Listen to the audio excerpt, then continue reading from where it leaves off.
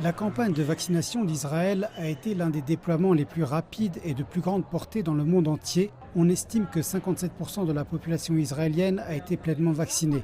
Ce succès est en partie dû à l'accord du pays avec Pfizer, des vaccins en échange de données. Alors que la campagne en est à son 7e mois et que le nouveau variant Delta présente des défis pressants, des scientifiques et des professionnels de la santé révèlent leurs nouvelles découvertes sur le vaccin.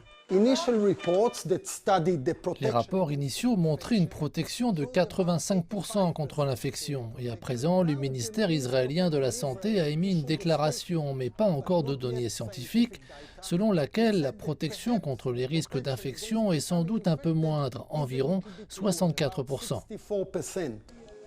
58% des patients israéliens nouvellement diagnostiqués et hospitalisés pour le coronavirus étaient pleinement vaccinés lorsqu'ils ont contracté le virus.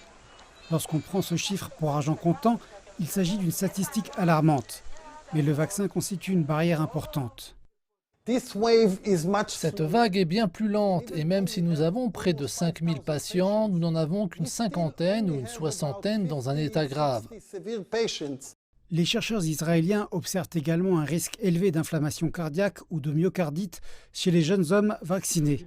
Et ils constatent que les niveaux d'anticorps du virus chez les personnes entièrement vaccinées sont 4 fois plus élevés que ceux des personnes qui ont guéri de la Covid-19.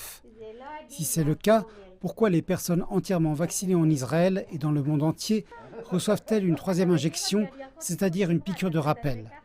Les recherches montrent que les patients dont le système immunitaire est compromis, ceux qui ont subi une transplantation cardiaque, rénale ou pulmonaire, demeurent vulnérables au virus, même après 2 injections.